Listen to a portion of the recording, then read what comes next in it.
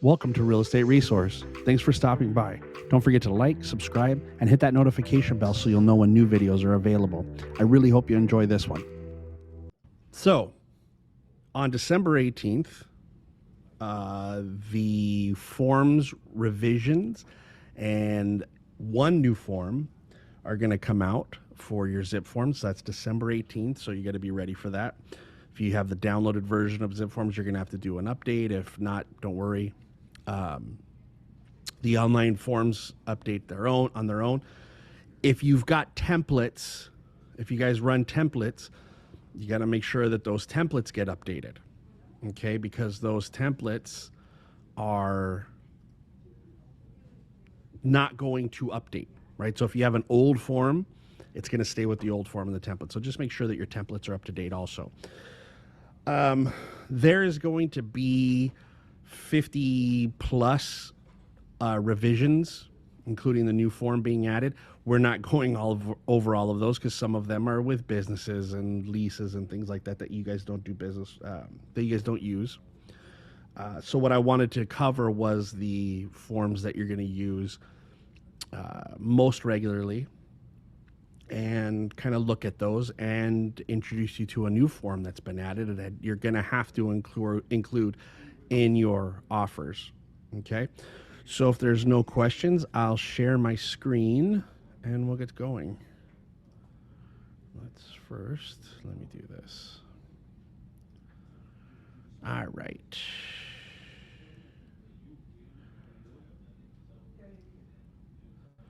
Share. Hopefully you guys are seeing the buyer's homeowners insurance advisory. That's what I have up for you now. This is a new form. And because the state of California is having issues with homeowners insurance, this is an advisory on how homeowners insurance works for your buyers. So the first paragraph is the importance of obtaining the property insurance. Second is the property insurance and purchase contract terms. Your purchase contract may contain a contingency that gives you the right to legally cancel the agreement within a specified time if you're unable to obtain or afford property insurance. So it's letting them know, hey, look at this, it could still be a contingency of purchasing the property, is getting the insurance. And obviously it is for your loan, right? The insurability of the property. If you can't get it insured, the loan usually doesn't go through or delays the loan. So it talks here about the insurance market in the state of California. And then this paragraph, insurance conditions. Many insurance carriers impose physical condition standards before issuing a policy or reserve the right to cancel policies even after they are issued if certain minimum standards are not confirmed at an inspection or otherwise. Physical condition standards could include, but are not limited to, prohibition of knob and tube electrical wiring, which hopefully we're not purchasing homes with that knob and tube anymore. That's very old electrical wiring. Requirements related to piping, plumbing materials, standards related to the age and or quality of the roof or foundation, minimal safety standards related to the handrails, tripping hazards, and defensible space requirements, right? So that's the fire stuff, right? That's the high fire zones and whether or not there's brush ordinances and the amount of clearance has to be around the property. It gives you, next paragraph is the resources to be able to try to find the fire insurance. And then the last one is the broker recommendation that says buyer is advised to explore available property insurance options early in the home buying process and to consult with a qualified insurance professional of buyers choosing to understand insurance availability and cost prior to removal of any related contingencies. Real estate brokers do not have expertise in this area. So really the most important thing, I think this is gonna be added as a default to the RPA. So you know how we have the wire transfer, the wire transfer, the PRBS, the AD, all those things that come with the privacy notice, all those forms that come with the RPA. I think this is also going to be bundled into your RPA packages on the 18th. So again, make sure that if you're using templates, those are updated so that form gets included. But it's really important that we have this conversation because we're seeing it more and more and more in transactions that we've gotten a little bit lackadaisical, I'll say. I don't want to say lazy, but we've gotten lackadaisical about how we have the conversation about insurance with our buyers, because I think sometimes we leave it to the lender to have that conversation. But now with the difficulty and the conditions that go into getting insured in the state of California, this is something that you guys are going to have conversations with your buyers and borrowers during that investigation period, right? So whatever that time period that you've negotiated in the contract, whether that be the 17 days by default or some other adjusted time period based on counters and what the seller wants or how you've written the offer, you've got to determine the insurability of the property during that period of time. Don't rely on loan contingencies and things like that. Start at the beginning, because there's for most insurances, I think it's probably all now, if you want to get flood insurance, you have to have some devices installed into the property for leak detection and things like that. So it's really important that if this is going to be included with the RPA, that we have the conversation at that time of writing and signing the offer with our buyers, how important it is for us to take the time and be active in the search for insurance carriers that can insure and will insure the property we're about to purchase. Okay. Questions about that form before I move on? Anybody? Okay. Let's go to our next one, which is, now that's really the only new form that's being added. The rest of the forms that we're going to go over are just amended. They've just, some revisions are going to be made come December 18th. This one is for short sales, and I know we don't do a ton of short sales, but this is the form that is supposed to be used as part of the short sale when we get either the approval or we don't get the approval for a short sale from the bank, okay? So delivery of or failure to deliver short sale lender written consent. The top is easy. It's part of the purchase agreements, the address, it's the buyers and sellers, those things. Short sale lender's consent to all terms and release of seller. So if we got an approval from the bank, and this form has existed, this part has always existed. If we get approval from the bank, we're supposed to send this with the letter of approval from the bank. What they've added is this whole paragraph down here. Now they've made it so there's a section to sign here and a section to sign after every paragraph that's in here. Used to be on this form, it was just one signature at the bottom based on what you've checked. Now it's a signature based on each paragraph. Okay. So cancellation based on the failure to deliver the short sale lender consent to all terms within the time specified in the short sale addendum. It only requires the signature of the party canceling. So what happens is, if I'm the buyer, well, first it's going to with the seller. The seller could say, I didn't get the consent by the time that we had in the short sale addendum. I want to cancel because I didn't get it. Like, think of it like a contingency, right? Like, if I'm a buyer and I have an investigation contingency and I get to day 17 and I don't like the condition of the property, or we haven't been able to agree on terms of repairs, I get the right to cancel, right? So I can send my cancellation. Same thing here. The short sale approval from the lender becomes a contingency, basically. So the time specified in the short sale addendum is 45 days by default. You guys can adjust that, negotiate it, whatever you need to do.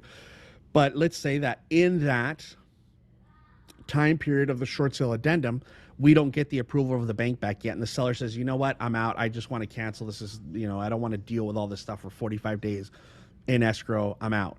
They check off the box here on 2, and then they check 2A. They sign down here, and they send it to the buyer, and the transaction's canceled, okay? Or vice versa. The buyer says, we've already waited 45 days. We don't want to wait any longer for that approval from the lender, so we check this box off and we send it back. And then we would check off here, because the short sale addendum has a section where it's negotiable whether the deposit goes into escrow or doesn't go into escrow until the approval goes in. For most of us as listing agents on short sales, we have the deposit going from the beginning to just like a normal sale. So if there is a deposit in escrow, then you would also have to check off paragraph C, and then whoever is canceling, right? The buyer or the seller, that would be determined up here on 2A or 2B. You check off that person and they get their deposit back. That's what this cancellation is for. So by using this, you wouldn't need a cancellation of contract. You would only need this form if it were a short sale. Okay. This is if we're amending something that we've already agreed to. So let's say that this is attached to this form is the conditional consent of all existing lenders and lien holders to the agreement and the terms of this. It's conditional. They're like, well, we have to look at some stuff, but everything looks okay. The time periods in paragraph 2 and 3 of the SSA, the short sale addendum, which have not previously begun, shall begin the day after acceptance of this amendment. That's talking about the time periods in the contract, and again, like, you know, their deposit and their inspection and contingency periods. Most of the time when we're involved in a short sale, our contingency periods, those timelines that are in the contract, are the ones that we go by. We don't wait until we get the approval. But what we do want to do is we want to maybe change the expiration because we haven't gotten the full approval yet. So we're negotiating an extension of the short sale addendum, or of the amendment, right? The time to get the conditional approval. Okay? And then the acceptance. So buyer is accepting it, or the amendment is not accepted, right? Just like when we do an amendment of existing agreement terms that has that initial and we don't accept it. So if paragraph 3 is checked off and filled out, it only needs to be signed by the buyer. If the buyer doesn't accept those, the buyer will initial it and put the date. So seller or buyer signs for the cancellation. Seller will sign for this short sale lender consent to approve it. Only the buyer will sign this to accept any amendment to our previous agreement and the short sale addendum. Okay? Questions about this form? Anybody? Should be used in every one of your short sales. The delivery or a failure in delivery of short sale lender written consent, that exists already. It just doesn't have all these extra paragraphs. Go ahead, Jesus. Okay, so this is going to be once we get the approval from the bank. If we don't get the approval from the bank, then the seller can cancel. If there is no amendments, the buyer has nothing to sign. Is that correct? Correct. That's it. Just the seller. That's it. Absolutely correct. You've got it. Any other questions, guys? All right, let's go on to our next one. All right. They've changed the entire form, basically, for the 4-year protection, get a home inspection. That form is required already on all FHA transactions, okay? They've just changed this form altogether. So it used to be on that 4-year protection, you could waive things. That doesn't exist anymore on here, as you can see. So now what it is this is just an advisory that has to be signed and accepted. And it just breaks down why you need to do a home inspection. Buying a home is probably your biggest investment you'll ever make. The purpose of a home inspection is to inform and educate you about the property before you make a financial commitment. A home inspection will give you more detailed information about the overall condition of the house you want to buy, right? It's giving them the conversation basically that we should have had with them already as a buyer's agent, but it's memorializing it in writing. They're signing something so they can never say, nobody told me how important it was to get a home inspection.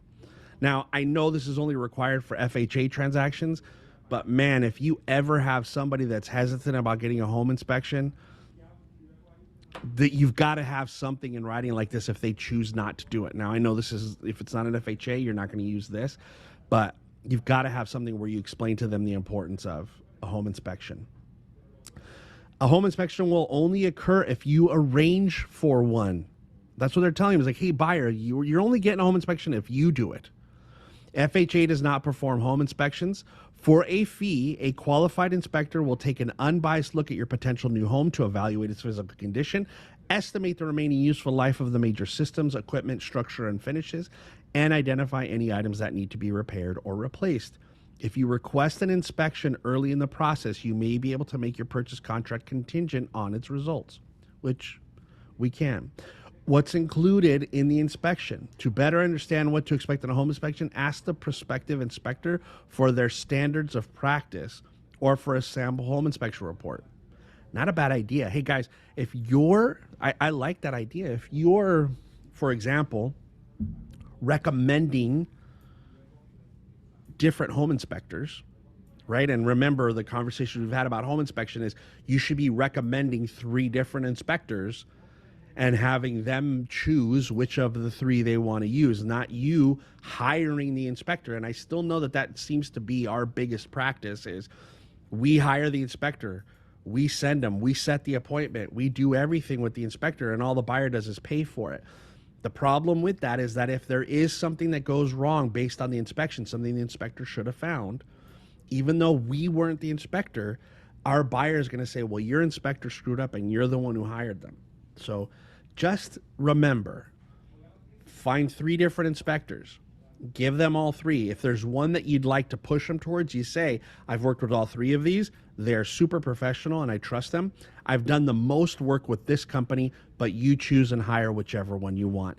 When you do hire them, just let me know when you're scheduling the appointment so I can make sure that the property is available for us to go. Let them call and hire. And this will help with your FHA buyers, why it says, hey, you're hiring them. This is for your protection. It even says how to find them. To find a qualified home inspector, ask for references from friends, real estate professionals, local licensing authorities, and organizations that qualify and test home inspectors. Appraisals are not home inspections. I don't think that we as agents imply that an appraisal is a home inspection, but we do give our buyers, I think, sometimes the opinion that the appraiser is going to call out things that need to be repaired, and because it's part of the appraisal, generally they get appraised or they get repaired. And that has backfired many, many times. So I like that they put in here that the appraisals are not home inspections. An appraisal is required to estimate the home's value for your lender and does not replace a home inspection. FHA does not guarantee the value or condition of your new home. If you find problems with your home after closing, FHA cannot give or lend you money for repairs, and FHA cannot buy the home back for you. Okay? Radon gas testing or other health and safety issues, the Environmental Protection Agency and Surgeon General recommend that all houses be tested for radon. For more information, call the toll-free National Radon Information Line at 1-800-SOS-RADON. Ask your inspector if additional health and safety tests are relevant for your home, such as mold, air, or water quality, presence of asbestos, lead paint, or urea formaldehyde insulation or pest infestations. And most home inspectors are going to call out things like mold and lead paint and things like that if they think that they exist. I don't know that. It's fine that it's in here. Most home inspectors, and that's what you could say, most home inspectors are already going to do this stuff. They're already going to try to identify this if they believe it exists. Have your buyer sign, and now it's part of your transaction. So this form is required for everybody that does an FHA transaction. Your buyer has to sign it. Okay? Questions? Yeah, Darwin. Yeah, I have a question. Okay, Liliana, go ahead. So if I do the home inspection, I totally forgot what I was gonna ask, but sorry, you can go first. Darwin, did you have a question? Yes, but if you recommend them 2 at least, basically you're saying 3, at least 2, they decide to say, Darwin, we're gonna use the one you recommend us, like you was mentioning to us, something's wrong. How do you can avoid that? Say, well, I recommend it to you, but you're the one you pay for it. You talk to him, he explained you and all of that. What kind of document or proof? Well, there's nothing you could do for that. That's just you're making a recommendation. As long as you did. Okay, here's the problem. Even if I recommend somebody, so I say, Darwin, here's 3 companies, pick whichever one you want. The mistake that we still make as agents is the buyer calls us up and said, okay, I want ABC inspections, and can you set up the appointment? And you call and hire them and set the appointment. Now you can't even say that the buyer chose them and hired them because you're the one, you can't prove it.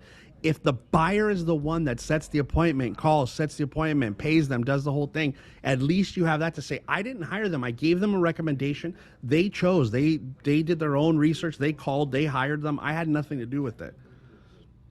But there's nothing you're going to do where they're going to, if they say you recommended them, it's your response. There's nothing else we could do as far as putting something on paper. Doesn't matter. Even if you put on something on paper that said, I recommended 3 and they've chose on their own. I don't think we need to go that far. I think the thing is just the more of giving them the air of the choice. And the idea is, even if I give them choices, they're less likely to come back and say it's your fault because I gave them a choice. Okay, Liliana, go ahead. So I was going to ask you, because you said this form is only for FHA, what form can we use for a conventional one? If the buyer of a conventional loan chooses not to do a home inspection, I don't care if they write on a blank piece of paper. They're going to write in their own handwriting. My agent has told me that it's important for me to get my own home inspection, to get a professional home inspection done, and I've chosen not to against their advice. I want them to write that on a piece of paper. I don't care about any waivers that exist in RPA. I don't like those because all they have to say is, well, they just told me to sign it. I didn't even know what I was signing. Nobody told me I didn't have to do a home inspection. I want their own writing to say, my agent told me that it is my best interest and I am choosing not to against their advice. And that's it. And if they sign that, then go for it. You put that in the file and you're good. I would bet 9 times out of 10, if you ask your buyer to do that, they're going to be like, well, wait a minute, maybe we should do a home inspection. Because it's going to look like, okay, wait a minute, hold on. It seems more important than I thought it was.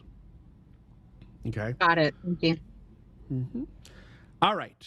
Moving on. So this is the form that I always, modification of listing, buyer representation, or other agreement between principal and broker. This is the one that you guys get most confused about when you ask me, how do I amend my listing? Like, how do I change terms of a listing agreement? This is the form. It used to be a form that was just called modification of listing agreement. Now it's modification of listing, buyer representation, or other agreement between principal and broker. That's the name of the form. So when you're looking for something to change your listing, this is what you use.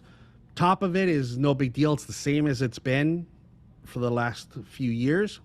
But what has changed is this little note. So see where we can change the expiration date of our listing? Here's the new rule that goes into effect December 18th. If the listing agreement is an exclusive right to sell or a seller reserved listing, which is just meaning the seller can sell to somebody else besides who we represent. For residential property improved with 1 to 4 units, the renewal may not last longer than 12 months. This restriction does not apply if the seller is a corporation, LLC, or partnership. It is unlawful to record or file the listing agreement or a memorandum or notice thereof with the county recorder. So this goes hand in hand with what I'm going to show you next in the residential listing agreement. But if I have a listing for 6 months, a year, 3 months, and I want to extend that listing when we get close to the end of or close to the expiration date, I cannot extend it for more than 12 months if the seller of 1 to 4 units is not a corporation, LLC, or partnership. So if it's just a person that owns it, if it's me, you cannot extend that listing more than 12 months. So now there is a rule, there is a guideline that says this is the length, the maximum length of any listing agreement. Okay, that's the only thing they changed on this. Lily, you have your hand up again. Yes, again, I have another question. So land is fine, right? Because this is just residential. Land is fine. Yes, land is fine. So that's the only change on this one. Anybody else have any questions about that? Kyle, it's on. Go ahead, Arnold. Yeah, go ahead. So if that extension expires, you can always get another extension? No. 12 months? Nope. Nope. And that's what's going to happen next. You'll see why you can't. Okay. We're going to show you the RLA, which now the only change made to the RLA here is this. The maximum listing period allowed by law for residential property improved with 1 to 4 units is 24 months. This restriction does not apply if the seller is a corporation, LLC, or partnership. Same thing, same verbiage. So now, I mean, I don't know anybody that's taking 24-month listings, but I have seen in the past. I think we had somebody that was trying to fight a listing agreement that was like 4 years or something ridiculous, a seller. So people try to do it, and I'm sure they've done this for a reason, is that people were trying to take advantage by locking people into a really long-term listing agreement so they never had a chance.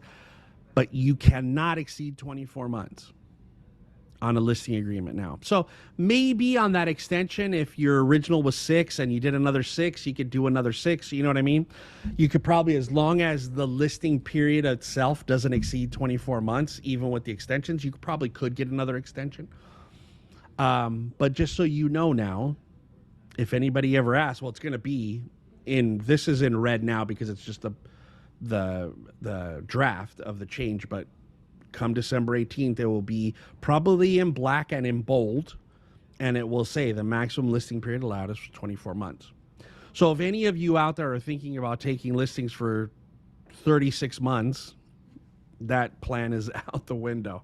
But I just wanted you guys to see that was the change that was made. Go ahead, Jesus. I think it's going to be a great tool for us to tell the sellers who are hesitant and they just want to give us 1 or 2 months listings. We can tell them, look, it could be up to 2 years or a year, but for you, we're just going to do 6 months. Boom. Sure. And we get the 6 months with the argument. Yeah. Hey, I like the thought process of using this as a benefit. The thing is it is just what it is. It is just what it is. That's it. It's just the law is 24 months. Now, the nice thing for some of these clients is if there is anybody that's been taken advantage of, that somebody's made them sign a 3-year listing contract, after December 18th, when the listing agreement says this, or maybe they could fight it and say, hey, I know the maximum time for listing is 24 months. I've got 12 months on top of that. Is there a way for me to get out of it? Maybe those people being taken advantage of would have that out. I don't know. But you're right, Jesus. Hey, this is a way to look at, the maximum amount that they allow us to take a listing for is 24 months. I only need 6. Those other agents out there that can't get your home sold, they might ask you for 24 months because they're having a hard time selling your house. But I need 3 or I need 6. So yeah, good way to look at it, Jesus. I like it. All right. Next up. Hey, Cal, one more question. Yes, go ahead. I know that, I've never taken a listing more than 6 months anyway, but so after the 24-month period, which is the maximum, and then the seller decides, we're not going to sell it. Can you, and then a year later they come back to you, then it's a totally new contract, or? Oh yeah. Sure. That's a different contract. No, but what if they come back to you like 2-3 months after the 24-month period's over? No, it's fine. It's a new listing agreement. It doesn't matter. If you, let's say you canceled a listing with them, you had a 2-year listing, which God forbid you had, but you had a 2-year listing with them, and then they cancel a year in, and then 2 months later come back and say, hey, you know what? We changed our mind. We want you to list again. You could do another listing agreement because it's a brand new listing agreement. That original agreement was canceled. Okay. All right. Got it. Thanks. After how long can you do a brand new listing agreement? Well, I mean, if it cancels, I guess it doesn't really matter how long you do it after, unless it's your idea to cancel. Like, hey, we're running up on 24 months, so I want to lock you in for another 24. But guys, listen, we're talking about 24 months, 2 years. If you're not selling a house that you listed in 2 years, you're crazy for still having it. Number one. And number 2, it's an unsellable listing if you haven't sold it before the 24 months is up. I think I just wanted to show you that there is now a limit. I don't want to tell you guys, hey, start taking 2-year listings, because if you do that, I think you're nuts. So please don't. So don't even think about, well, can I do another 2 years after that 2 years expires? If that's how you're thinking about your listings, I think we're in the wrong business. Should be how. So let's not worry about the 24 months. Just know that there's a limit. That's it. That was the importance of it. Okay, request for repair. All they did was just add down here in this little section where you can, instead of doing it on the seller's response, they added it in here for the seller agrees to the credit, seller agrees to the price reduction, and whatever other terms you might want to put in there. And it says seller only agrees to the following, check all that applies. So I could do multiples. I could say, okay, I agree to all this. I agree to a credit. I agree to modify the purchase price. I could agree to everything. It's check all that apply. It's not one or the other. And that's really all they changed in the request for repairs. That's it. All right. All right. Now I'm going to, you know what? We've never really talked about this form. The single party compensation agreement. I don't know that we've ever gone into it. They've made a change to it, and the change is next to nothing. But because we haven't really ever talked about it, I've talked to people independently about single party compensation agreements, but I don't think we've ever really covered it in a contract class. So I thought this would be a good opportunity, since there was a change made to it, that we could talk about it. And so what the single party compensation agreement is, and I think it's probably the best tool if it comes to like a FSBO, right, or for sale by owner. If I run into, and if I find a for sale by owner and they are willing to pay me a commission for bringing a buyer without them having to sign a listing agreement, I can lock them into that agreement to pay me commission for that buyer. And it's specific to one buyer. That's why it's called single party compensation agreement. So if I'm driving by and I see a for sale by owner, and I have a buyer named John Smith, and I go and talk to the for sale by owner, and he says, yeah, you know what, if you bring me a buyer, I'll pay you 2%, but I don't want to be represented, but I'll pay you 2% for bringing the buyer. Great. I'll fill out this single party compensation agreement with the terms that he and I agree to. And before I show my buyer, I'm going to have the for sale by owner sign it and say, here's my buyer's name. This is the person. And if this buyer purchased the property within this period of time, and we're going to look at it, then you would owe me that 2% that you and I agreed on. Are you okay with that? Terrific. He signs it. Now I make my appointment. I show my buyer. If my buyer writes the offer, I already got the agreement for them to pay compensation. The problem that we usually run into is, even those that know about using this form, is that we go see the for sale by owner. He says, yes, I'll pay you. We go and show our buyer, and then we try to get them to sign the single party compensation. And if they don't sign it and our buyer still wants the property, we're in a bit of a pickle. Because if we say, well, they're not paying me, the buyer could just go directly to the for sale by owner and negotiate it on their own. Okay, so there's certain steps you have to do to protect yourself and to make sure that you're doing things the right way. This has to get done before you show your buyer the for sale by owner. Does that make sense, guys? So let's look at the single party compensation, because it's something that we've never really gone into before, and I thought this was a good opportunity. So date prepared, straightforward. Principal, the principal is the for sale by owner. That's the person, that's the principal in this case. The broker, Century 21 All-Stars, agrees as follows with regard to the real property, the city of, so it's the address, the city it's in, the county it's in, the property address. The amount or rate of real estate compensation, just like in a listing agreement where it says the amount and rate of real estate commission is not fixed by law. They are set by each broker individually and may be negotiable between the principal and broker. We've done that already. We've already negotiated the commission that they're willing to pay us for us providing a buyer. Principal agrees to pay broker, irrespective of agency relationships, either blank % of the sales price or total rents, because now they've added this about leases, or total rents for the original term of the lease, or a flat rate as follows. So just like a listing agreement, this is what we're agreeing to pay you. If principal enters into agreement with, and you put the name, John Smith, to purchase, sell, or lease or exchange the property during the period commencing on today's date and expiring on 11/59 on 2 weeks from now, 3 weeks from now, 30 days from now, that's the compensation period, provided the other party completes the transaction or is prevented from doing so by principal, or in the case of a lease, enters possession. So what that says is, okay, if in the next 30 days, John Smith decides to purchase your home. Now I don't have to close, ultimately I have to close escrow. Ultimately, I have to close escrow. But once we enter in contract, I have to enter into contract between this date and this date. That's it. As long as the contract is between these two dates, I'm good. It doesn't have to close between those two dates. Okay? Is there a multiple? Yes, there is a multiple compensation. It's just called a commission agreement that says, hey, I'll pay you a commission if you bring anybody. That's what it's called, commission agreement. That's what that's for.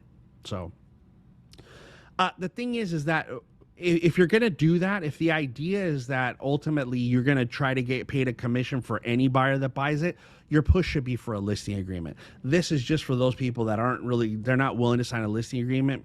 But if you do have other buyers, look, the way I look at it is this: if I'm going to a for sale by owner, and I'm saying to the for sale by owner, are you willing to pay me a commission if I bring you a buyer? It's because I already have a buyer that's interested in that type of property. If I don't have any buyers interested in that, then my tactic should switch to how can I get your listing and help you market and sell the property?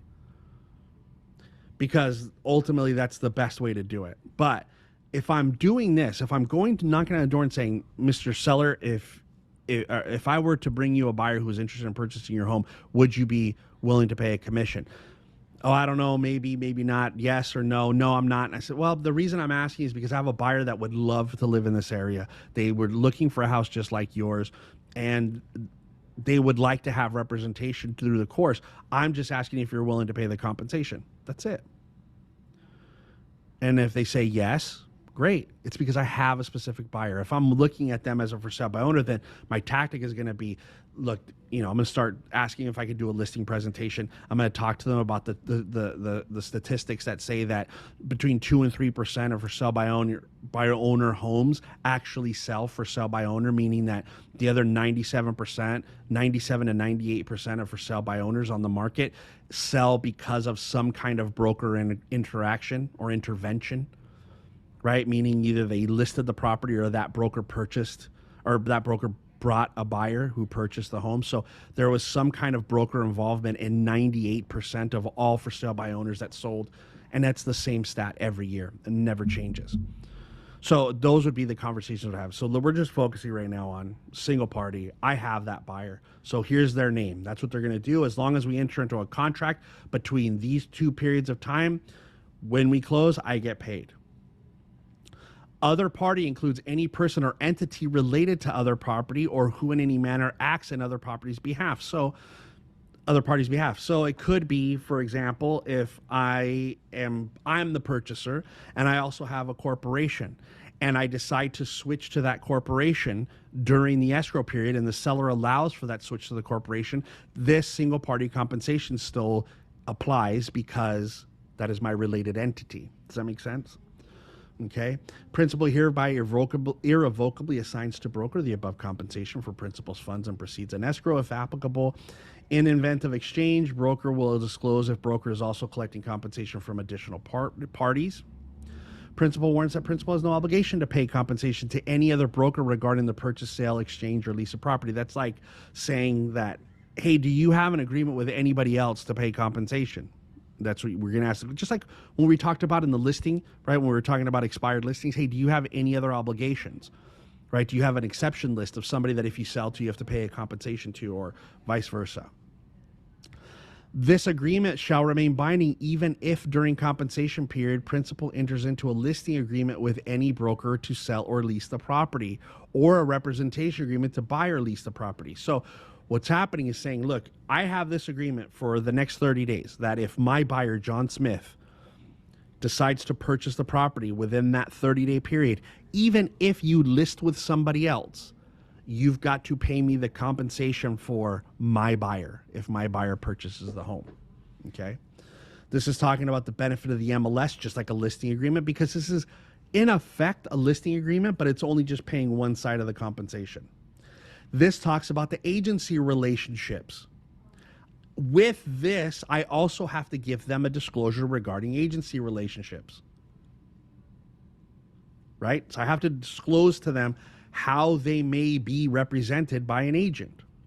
I'm not confirming agency yet, but I have to do that, just like with a listing agreement. Here's where it talks about the representation. Broker will act as agent for principal exclusive in any resulting in transaction. Broker will act as a dual agent representing both principal and other party in any resulting transaction. So this is saying, look, if I bring you the buyer, one option is I only represent you. So you're paying me this 2%, but I'm going to handle all your paperwork. That buyer's on their own. Okay? Or I'm acting as a dual agent. which means I'm going to represent you, help you with the disclosures, help you with your paperwork, and I'm going to represent the buyer. But in order to do that, that 2% is not going to work. So basically what you're doing now is you're negotiating a listing agreement, but you're negotiating that listing agreement specifically for one buyer. So you could say, look, in the case that I bring the buyer, I'll represent both of you for 4%. But if I'm going to bring just the buyer, I'm only going to do it for 2%. And you guys can negotiate that prior to giving them this form, which is the next box is I'm going to act as the agent only for the other party. That's the 2% one or the 2.5% or whatever it is you negotiate. So you have a choice there. I'm either going to only work for the seller, I'm going to work as a dual agent for both buyer and seller, or I'm only going to work for the buyer, the other party. But either way, I've got to, number one, have the disclosure regarding agency relationships signed by the seller, and then one of these three chosen as how the compensation is getting paid. Okay? Go ahead, Jesus. It has to do with the for sale by owner. How do we really start an escrow with a for sale by owner? What would be the process or the steps to take if we're just representing the buyer and not the seller, or he doesn't have another realtor? How would that be? Can you explain that to me, please, to us? It's exactly the same way you would start any other escrow. You have this compensation agreement that the seller agrees to pay, just like your listing agreement that you would turn over to escrow. Mm-hmm. I'm assuming that because you're the only agent involved in this FSBO that you're going to be the one recommending the escrow company. You would have a purchase agreement that was signed and agreed by both parties, whether you represented the seller or didn't, right? You only represent the buyer. The seller still has to sign his name on the purchase agreement. You're still going to agree to all the terms of that purchase agreement. Now, again, if he wants to have you represent him and you originally had a single party compensation agreement that had you only representing the buyer, then you would do a new single party compensation agreement that shows you as working with both. That way you have that same kind of level of commitment as you would with a listing agreement. And then you could do the purchase agreement that says, hey, I'm representing both parties. So just like if you had a listing and you're representing both parties, how would you handle the escrow? It's all the same. Nothing changes. Nothing changes. Zero. You're just negotiating differently what services you're going to use and why you're going to use them. That's all. How about the disclosures, Kyle? That's coming again, from the seller. What happens is if you say to the seller, hey, by the way, whether or not I represent you, if I only represent the buyer, I am going to give you all the disclosures, but I can't help you to fill them out because the state requires you to provide these disclosures. I'll provide them to you for you to fill out, but I'm not responsible for them with you because I'm not representing you. So here's a stack of the disclosures. Here's the NHD statement. Here's the lead-based paint. Here's the earthquake booklet. Here's the SPQ. Here's everything. I need you to fill those out and deliver them to the buyer within the first 7 days since you're representing yourself. Again, what you guys are leading this into is me representing you. Because do you think a seller who's a FSBO, who's never sold a house before, when they see the stack of disclosures, they're going to be like, well, wait a minute. I'm paying you commission. Yeah, you're paying me commission for representing the buyer. You're not paying me commission for representing you. That was our agreement. Now, if you want to change that, we can do a new amended single party compensation agreement only for this buyer, but where I'm representing you, and then I will help you with the disclosures. I'll walk you through it. Other than that, you're on your own. That's it. I'll give them to them. And now after I've signed, like they're adamant that I am not representing them anymore, that I'm only representing the buyer, and I've provided them with the disclosures and let them fill it out on their own, they're also going to sign a seller's non-agency agreement that says I don't have a fiduciary duty to you other than that of somebody on the other side of the transaction. That's it. That's how you're going to handle it. Now, look. What was that form called again? Seller's non-agency. So it's not like there's for sale by owners on every corner, but they do exist. And even with old expireds who are hesitant to relist with somebody because of their experience, this is a way in the door. This shouldn't be your only business model, but this is a way in the door for specific sellers. Expireds who are hesitant to work with an agent again because their experience was so bad.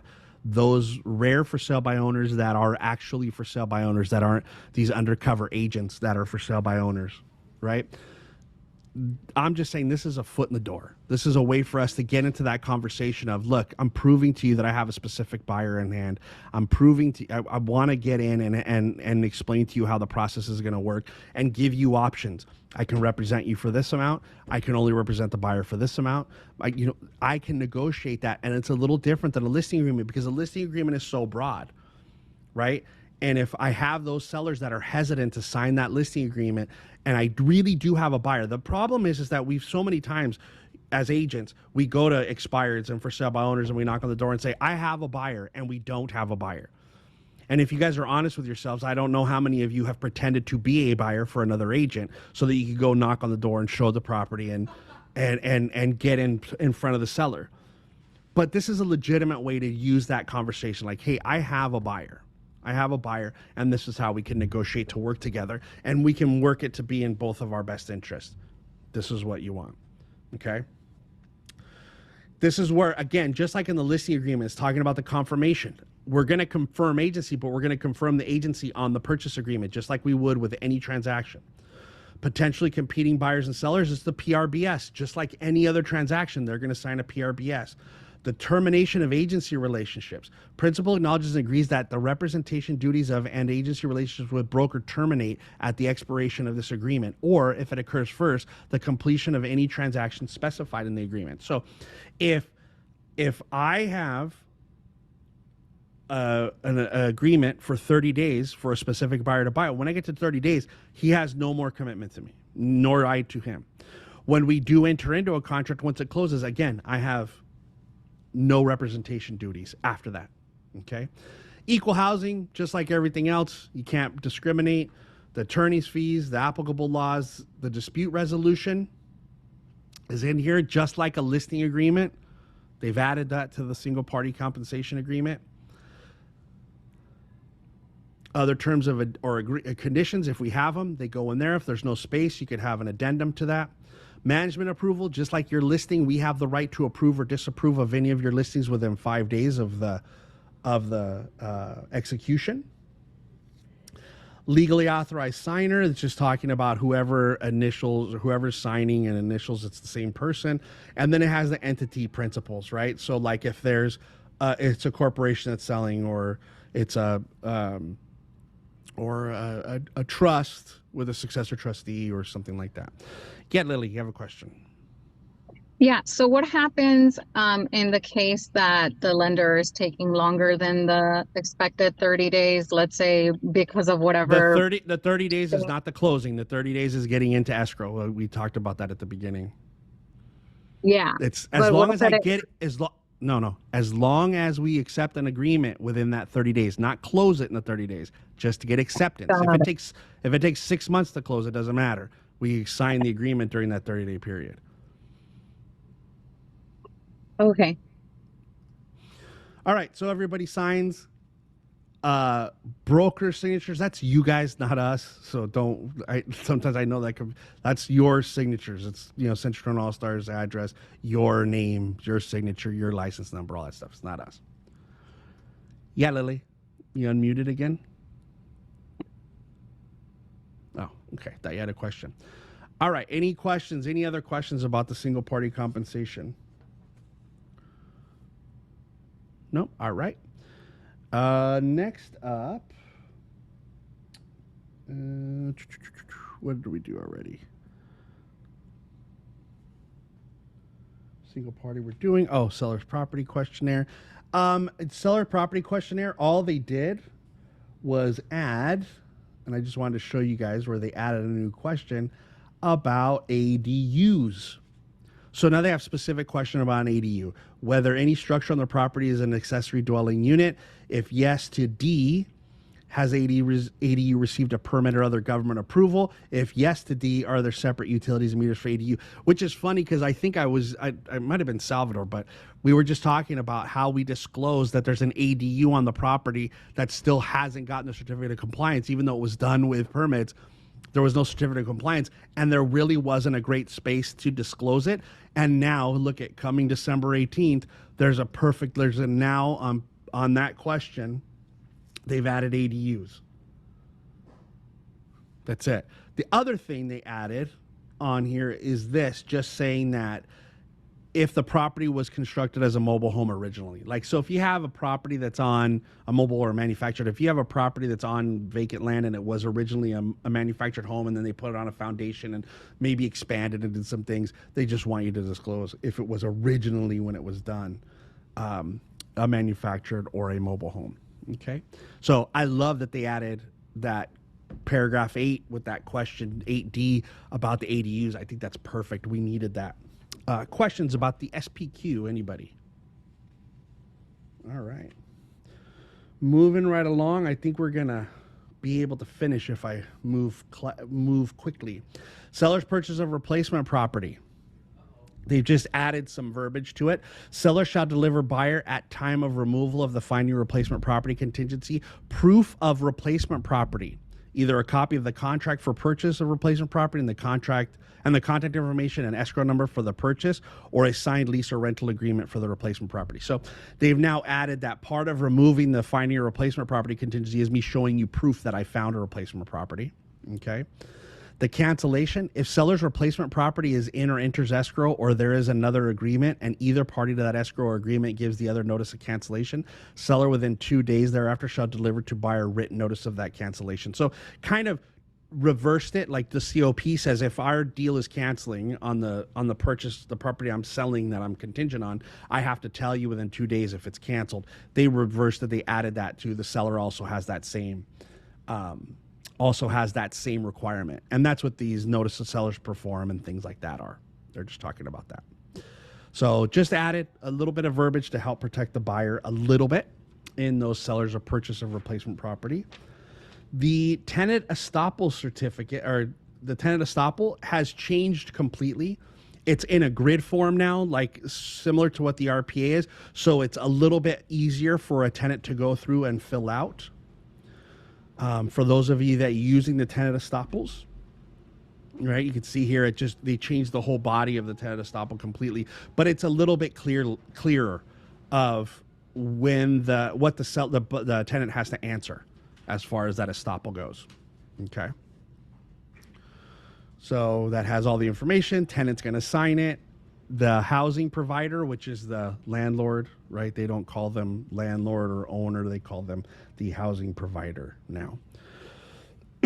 Excuse me. Any questions about the tenant estoppel? No. And the last form. Now, I know I said there's like 50 some odd changes, but these are only the ones that I thought that were most important. They've added to the TOPA. So this is the tenant occupied property addendum. It's for 1 to 4 units. If you have a property, 1 to 4 units that you are selling, okay, whether it is going to be delivered vacant or the tenant is going to remain in possession, this form has to be part of your transaction. So if you have a single family or 4 units, up to 4 units, this form has to be in if there is a tenant. I don't care if the tenant's moving out. If there is a tenant at the time the offer is accepted, this is what needs to be included into your transaction. So nothing has changed on it other than this. If seller is able to remove existing tenants prior to close of escrow, seller as applicable shall disclose to buyer when the property became vacant, whether the tenant vacated voluntarily, and if so, whether seller paid the tenant to leave, whether seller filed a lawsuit to attempt to evict the tenant, and if so, whether the lawsuit ended in a judgment. So they've added in there that now that's part of the agreement, is if I'm vacating the tenant, I have got to disclose to you how I vacated them. And I think the reason for that is because if they didn't do it right and the tenant moved out and somehow there's something that comes back after the fact, then, you know, there could be some liability on the new owner. So I'm sure that's why they added that in. Okay. The new paragraph that they added here is if the buyer of the property is the tenant, right? If one of the tenants is buying, it's saying what unit the buyer occupies. Okay. This TOPA doesn't apply to the unit that the buyer is living in, right? So let's say that I live in unit number 1 of a 4-unit building and I'm purchasing the 4-unit building. I've got to get the TOPA, but it's going to have this box check that shows it only applies to my unit, that they don't have to disclose the other stuff. The security deposit, seller shall transfer to buyer through escrow all unused tenants' deposits, if any, and prepaid but unearned rents, if any, prorated as a close of escrow. For any units not occupied by the buyer, all other terms of this TOPA apply. So now it details what's going to happen from me changing from a tenant to the owner of the property. Okay. And that's going to do it for today. Does anybody have any questions about anything we talked about or about the TOPA? Anything before we sign off? No? Darwin, go ahead. You had you're unmuted. Yes, boss. I just signed an addendum saying that the owner is going to be 10 days after we close. My question to you is this: my buyer asked me, Darwin, what happened if the owner doesn't live in those 10 days? What would be the next step? It's just the regular evictions and stuff like that, or? Yeah, it's not going to be an eviction because you're not going to get an eviction done in the time that they're probably going to move out. So you're just going to have to swallow and take it. The seller's not going to stay there forever. They got their money. Now, if you had filled it out properly, you'd have used an SIP for that seller to remain in possession. There'd be a delivery of possession fee included in that possession of the seller being there that would be withheld from their proceeds, which most people can't live without any specific amount of money that's going to come out of their proceeds. So that would be the motivation for them to not stay there longer. Stuff happens. People stay. But what happens when you do that is you negotiate from them something from them to pay you a per diem for the days that they remain after the time you've agreed upon. You have to negotiate on behalf of your buyer. It doesn't mean you're going to get all the things that you want, but you have to negotiate on behalf of your buyer. You can't just go like, oh, well, if they don't, they don't. But an eviction is not going to be the answer. It's going to be more a payment for the time that they've been in there. The other thing that you have to remind your buyers of is that, sometimes the conversation I have with agents too are like, well, 10 days, the seller's going to be there for 10 days. My buyer's already paying for the house. Not really. They're not. They've already kind of paid for it. This is just what you use to have a stronger offer. And we know that there needs to be time for sellers to move out of property. So it's less about your buyer being upset that they have to pay something and more about us not having a really clear conversation with them at the very beginning of a transaction as to 99% of the homes you're going to buy, the seller's going to be in possession for some period of time, a week, 10 days, 30 days, some period of time they're going to be there. And this is how we're going to try to negotiate best to protect you. But if they don't, you've got to make a decision on whether or not you're willing to accept those terms and move forward with the purchase. If not, then we'll go find a house that has terms that are acceptable to you. But I need you to understand that. But we don't have those conversations with them. We try to sell them on how wonderful it's going to be when they get into escrow and they're going to get their dream house. And we paint these rosy pictures, but we're never honest with them. And then when the true problem comes to light and at the end of close of escrow, then they're pissed off at us because they felt lied to, because we didn't tell them about some of the bad stuff that could happen. So if they stay 10 days, if they stay past, the best thing that you could do, the thing you could do is if they don't pay for the time that they stay afterwards, if you did incur any damages after that, you'd be able to go after them in small claims court for those damages that were incurred. But the best way you could do that is by putting in an SIP, not an addendum, an SIP, saying that the seller is going to remain in possession for a specific period of time, and then what that cost of that period of time is going to be, whether it's $0 or $1 or $100, and then a per diem if they don't move out in that time that was specified, something that they're agreeing to pay. And that's what you try to negotiate for your buyer, so that your buyer feels a little more comfortable about the idea that the seller may not be out in time. But an eviction is never going to be the answer unless it gets really to an extended amount of time. Thank you. Any other questions, guys? Anybody else? All right. I appreciate you guys being here. Thank you. Again, remember that these forms are going to come out. All these changes are going to happen on December 18th or that week of December 18th. So be aware around that time. If you're, like I said, using templates, that you update your templates. Make sure that you're using the most up-to-date form. if there is nothing else, remember that this will be on YouTube later today. So if you missed any part of it or you want to go back and revisit, you can look at that.